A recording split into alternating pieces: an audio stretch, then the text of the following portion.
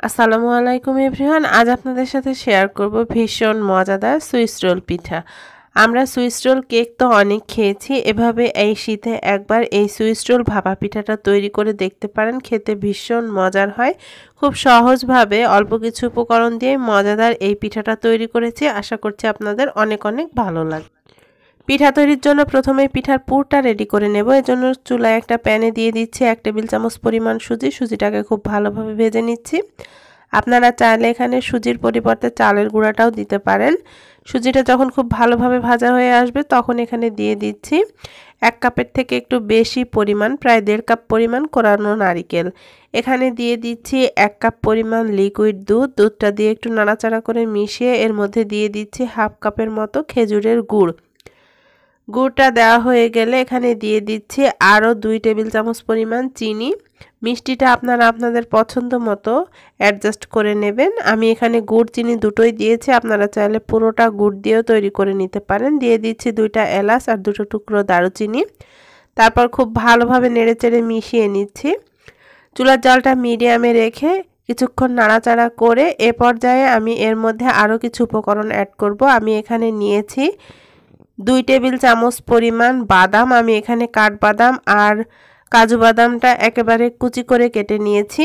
সাথে নিয়েছি প্রায় 2 টেবিল চামচ পরিমাণ কিশমিশ। কিশমিশটাও আপনারা আপনাদের পছন্দ মতো বাড়িয়ে বা কমিয়ে নেবেন। আর এখানে আমি নিয়েছি 3 টেবিল চামচ পরিমাণ সাদা তিল। তিলটাকে আমি শুকনো খোলায় একটু ভেজে নিয়েছি। এই উপকরণগুলো অপশনাল, আপনারা আপনাদের পছন্দ মতো বাড়িয়ে বা কমিয়ে দিতে পারেন। তবে এগুলো দিলে এই পিঠার টেস্টটা দ্বিগুণ হয়ে যায়, পুরটা খেতে অসম্ভব মজার হয়। আমি এখানে সবগুলো উপকরণ আমার পছন্দ মতো দিয়েছি, আপনারা আপনাদের পছন্দ মতো বাড়িয়ে বা কমিয়ে নেবেন। কিছুক্ষণ নাড়াচাড়া করে নিলেই পুরটা রেডি হয়ে যাবে।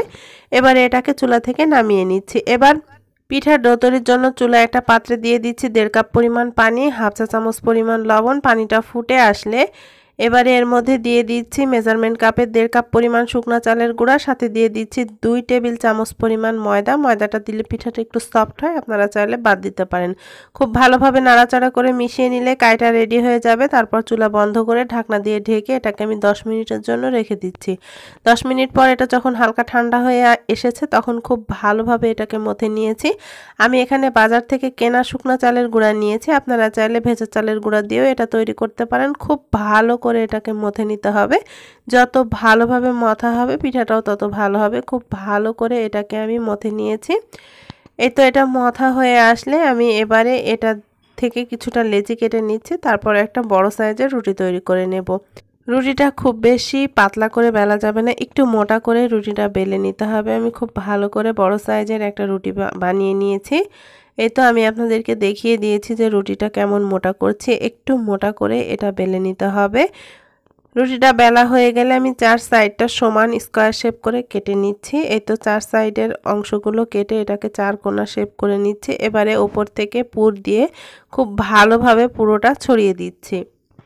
এই কাজটা একটু সাবধানের সাথে করতে হবে। এভাবে করে আমি পুরো রুটিতেই এটা ছড়িয়ে দিয়েছি। পুরটা আপনারা আপনাদের পছন্দ মতো বাড়িয়ে বা কমিয়ে দেবেন। এবারে এক সাইড থেকে টাইট করে একটু রোল তৈরি করে নেব। আপনারা দেখলেই হয়তো বুঝতে পারছেন, এক পাশ থেকে এভাবে পেঁচিয়ে পেঁচিয়ে রোলটা তৈরি করে নিতে হবে। আর শেষের অংশটা হাত দিয়ে খুব ভালোভাবে আমি সিল করে দিচ্ছি। এই তো এভাবে করে খুব ভালোভাবে সিল করে নিয়েছি। এই তো আমাদের একটা সুইস রোল পিঠা রেডি হয়ে গিয়েছে।